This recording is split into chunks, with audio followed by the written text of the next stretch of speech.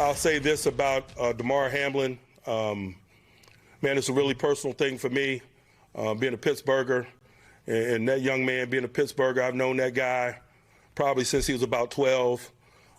Just got a lot of respect and love for him as a human being, his commitment to the pursuit of his goals and dreams of doing what it is he's doing right now, which is playing in the NFL.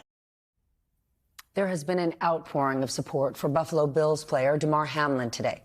Hamlin remains in critical condition after he went into cardiac arrest following a tackle during the Bills-Bengals game last night. To honor him, fans are donating to his charity toy drive, raising more than $5 million in just one day. And the entire league has rallied behind him, with all 32 teams changing their Twitter avatars to red, white, and blue Pray for Damar jerseys tonight. But the terrifying incident has also renewed concern about player safety. NBC News correspondent Tom Costello has more. Damar Hamlin's life and death emergency comes in a season of intense scrutiny of the NFL's priorities and practices. What some call a delay in calling off last night's game and allegations the league has a history of failing to prioritize player safety. September 25th, Miami quarterback Tua Tagovailoa suffered an apparent head injury, yet was cleared by a team doctor to keep playing. Slammed to the ground 4 days later in another game, he was taken off the field unconscious. The NFL said its concussion protocols had not been followed and quickly tightened them. On Christmas Day, Tagovailoa suffered yet another concussion. The risk, permanent neurological damage. I'm very concerned about the NFL's protocols. Like Damar Hamlin, Myron Rolle played safety in the NFL.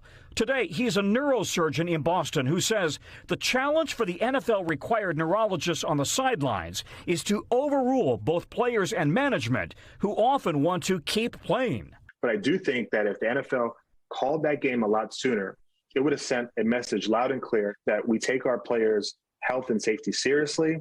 This game is irrelevant now. Retired defensive back Ryan Clark tweeted, "It's a game.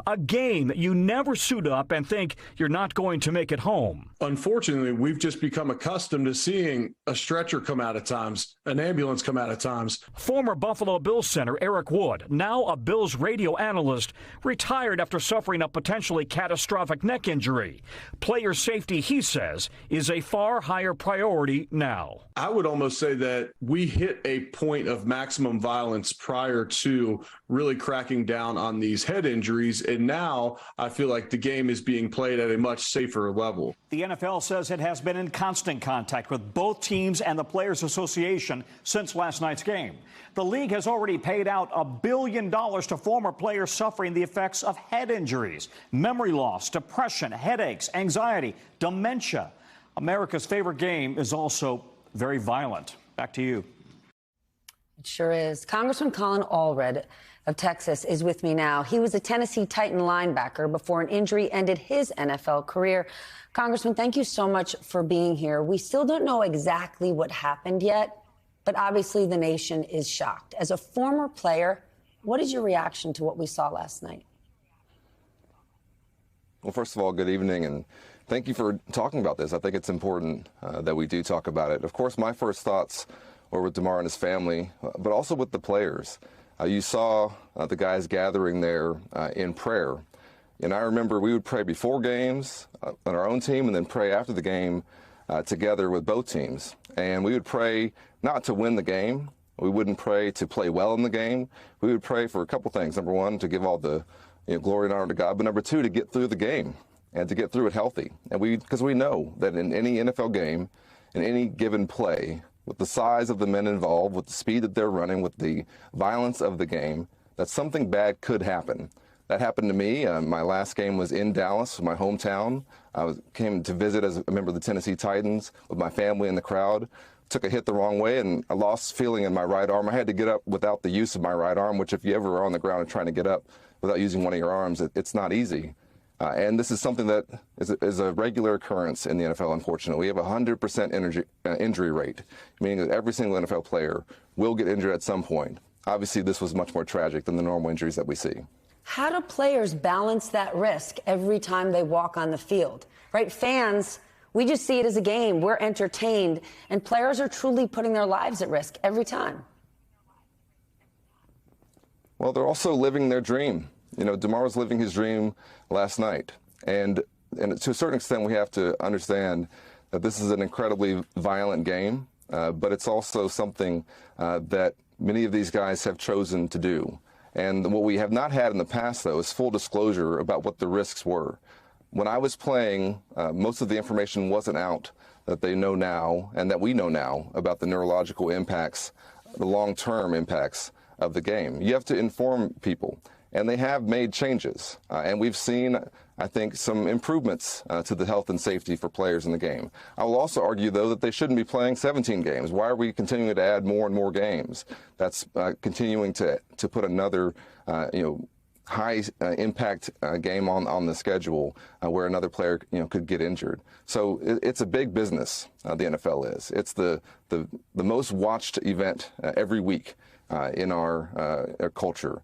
But it's also a game when you're watching it that players are putting their health at risk, and every single game someone's going to suffer an injury. It's going to be with them for the rest of their life. And that's exactly why there's more and more games on the schedule.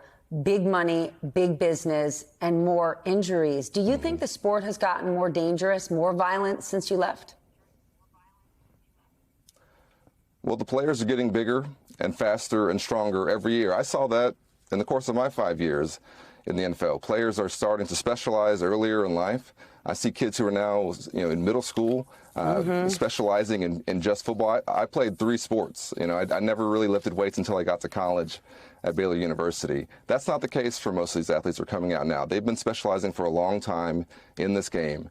And, the hits are getting harder. They've changed some of the rules. When I played, Stephanie, we still had, wedge returns, meaning on kickoff returns, you could get together, 4 people in a wedge, and I would have to run into that wedge. They've moved up the kickoff so that there's many more touchbacks because kickoff was the most violent play in the game.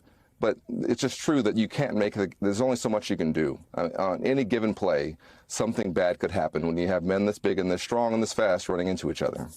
There's no such thing as a 3-sport athlete anymore. Kids are specializing at age 5. They're on travel teams, playing one sport year-round and getting seriously injured at really young ages. That is something we need to look a whole lot closer at. Injuries and the big business of youth sports, really dangerous. Congressman, thank you so much for joining us tonight. I really appreciate it. Congressman Colin Allred of Texas.